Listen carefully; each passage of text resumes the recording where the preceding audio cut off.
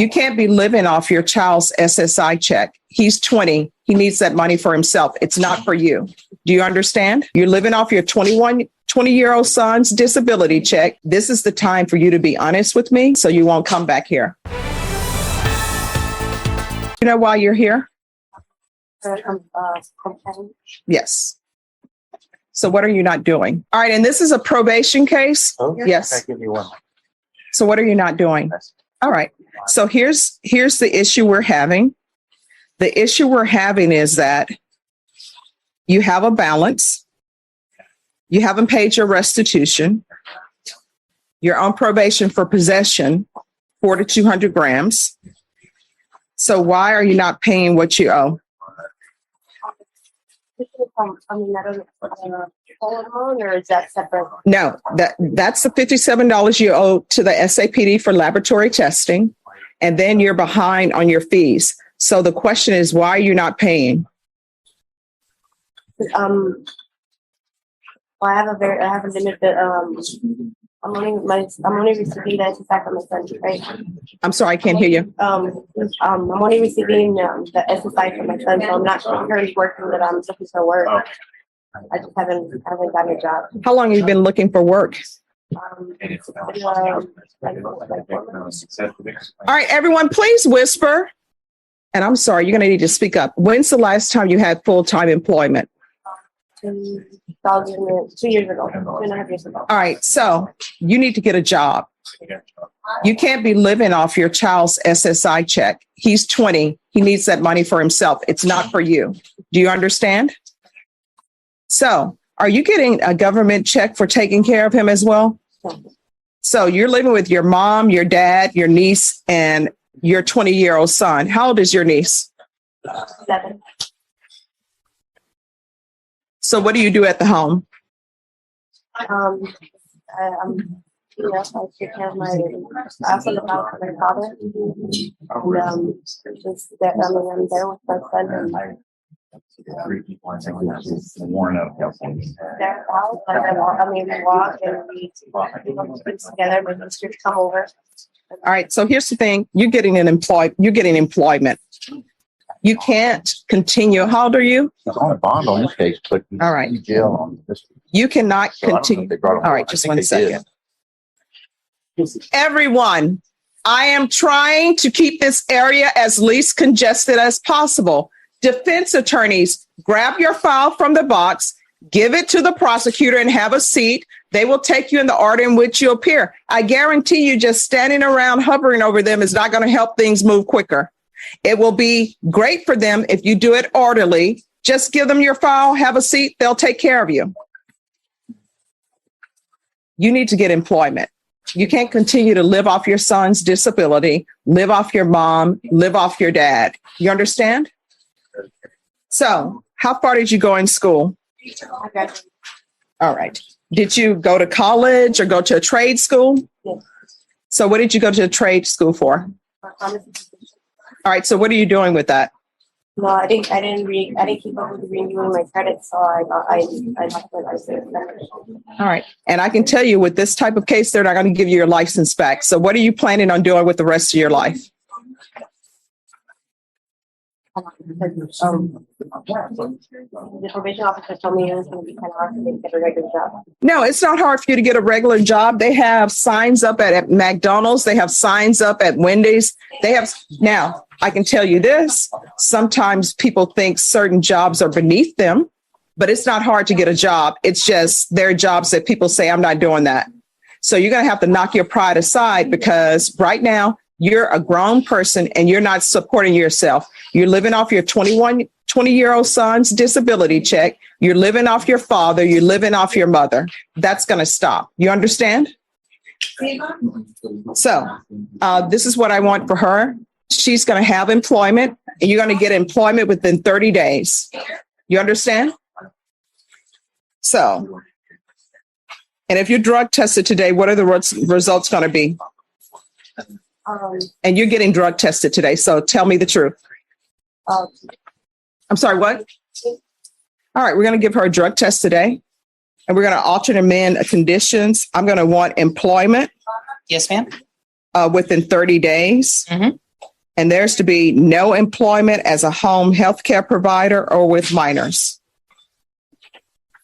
And if the previous judge didn't say it, I'm letting you know you're not allowed to have an employment as a home health care provider. So if you are getting an extra check for taking care of your son, that needs to stop. You understand? All right. And we're going to do a UA today. Yes, ma'am. Probation, is there anything else she needs? On the balance right now that I owe is at 95. I'm sorry? The balance I owe right now is 95. No, the balance you owe right now is $170.10, but your total balance is $3,900. But I want you to pay that restitution. And what we're going to do is we're going to come up with a payment plan for you, okay? So I'm not going to hit you all at once, but I'm going to want her on a payment plan. Okay. Okay. We can do that. The assigned officer, Officer Salcedo, she noted on the court summary, on the supplemental report that the probationer had requested intensive outpatient treatment, although she was clean last month. She stated that she was given drugs by her boyfriend, and the TAP that was completed recommended stative followed by aftercare or a lesser modality of intensive outpatient. Who's your boyfriend? Emilio Llamas. I'm sorry, what? Emilio Llamas. First name? Emilio. Yes. Last name? Llamas. Can you spell that? Lamas. Okay. All right. I'm sorry. Spelled like llamas. All right. Thank you. All right. There's to be no contact with Emilio Llamas. And let me just tell you something. With regards to Emilio Llamas, if he's giving you drugs and he knows you're on probation and you could be looking at 20 years in prison, he's not your friend. He doesn't love you. You understand? Because if he loved you, he wouldn't be giving you drugs knowing that you're looking at going to prison for 20 years. So that relationship is over, and you can send it to him in a letter, and I'll allow you to put it in a letter or an email or a phone call today. But after today, you are no longer in a relationship with him. You understand? That's yes or no. When's the last time you saw him? Well, I left him like a week and a half ago. All right. Well, then she doesn't have to contact him. He already knows the relationship is over. So there's to be no contact with Emilio Llamas. And let's monitor her on her UAs. And you say they're recommending intensive outpatient treatment? The TAP, and I'm bringing the TAP up right now, Your Honor. The TAP was completed July 13th of this year. The original recommendation was residential treatment via SATIF followed by outpatient, or followed by outpatient monthly urinalysis and weekly sober support. Should the court wish to consider a less structured modality, intensive outpatient followed by monthly urinalysis and documented sober support. Okay. All right. So here's the thing, Ms. Robles. You know you better than I do. You know you better than probation do. This is the time for you to be honest with me so that we can get you the help that you need so you won't come back here. If you need help with a drug problem, I'm willing to give that to you because I want you to be successful. I don't want you to go to prison. But if you tell me you don't have a drug problem, then there's nothing for me to help you with. So you need to be honest with me, okay? I wasn't the judge who placed you on deferred adjudication. So let me ask you a few questions. What drugs have you been using and how often do you use them? No. Everyone, make sure your phones are off. Or that I did, or Well, if you want to say did do, that's up to you. But when's the last time you used? And we're not on the record, so none of this is going to be held against you for a motion to revoke. But I'm trying to figure out who I'm communicating with. So if there's help that you need, we can get you the help that you need. You understand? So it's not a form of punishment. I normally don't look at inpatient treatment to begin with. That's something that I'll give if I see that it's needed over time. You understand? So, but I do need you to be honest with me and honest with probation about your drug use so we can get you the help that you need. So what do you want to say to me? And I know this is probably the first time you're meeting me or the second time you're meeting me, but I believe you can ask any attorney here that when I say that I'm doing this to try to see what help you need, that's the reason why I'm doing it. But if you're going to tell me I don't need any help, you're not going to get any help. And what's going to end up happening when you test positive, a motion to revoke is going to be filed. So anything I need to know?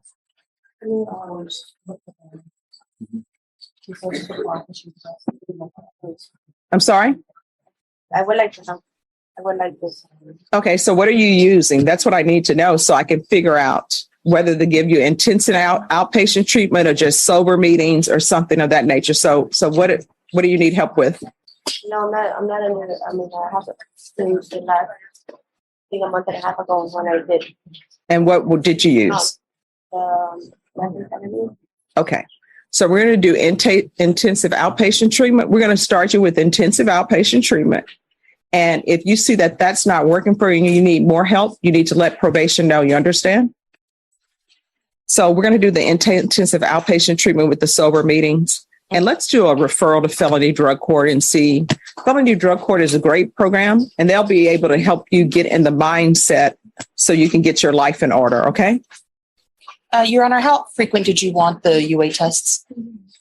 Let's do the UA hotline for her for until she's in intensive outpatient treatment for at least a month. And the frequency for the 12-step? She needs to do at least one a week. One a week. Now, here's the thing about the 12-step program. If you only need it one time a week, great. But if you need it more than one time a week, that's not going to stop you from completing your probation. Because the thing about sobriety, you need to know what you need to do in order to remain clean and sober. And for some people, it's going to a meeting every day. And they have meetings throughout the city, and they have them at all times of the day. So if you ever feel like you're going to use, go to a meeting. All right. Is there anything else you need? All right. You can do this. Otherwise, I wouldn't have accepted your plea bargain agreement. So it's doable. But from here on out, the people you're around, you need to be careful. And if anybody is trying to interfere with your sobriety or make you do something that could potentially send you to prison, they are not your friend and they do not love you. You understand? All right. Good luck to you. You can't be living off your child's SSI check. He's 20. He needs that money for himself. It's not for you. Do you understand? You're living off your son's disability check. This is the time to be honest so you won't come back here. You have a balance. You haven't paid your restitution. You're on probation for possession of 4 to 200 grams. Why are you not paying what you owe? The $57 you owe for lab testing plus your fees are behind. You're only receiving your son's SSI, and you haven't looked for a job in 2 years. You need employment. You can't continue to live off your child, your mom, or your dad.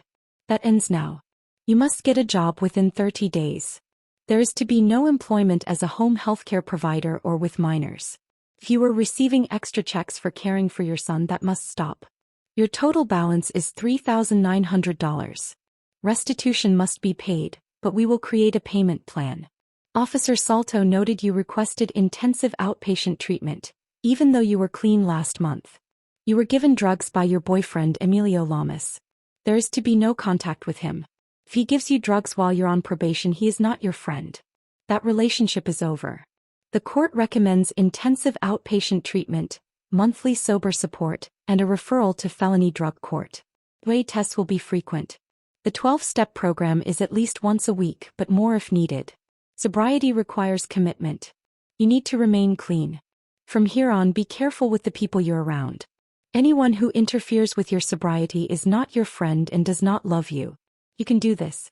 Follow the rules, accept help, and turn your life around. This is your chance. Don't waste it.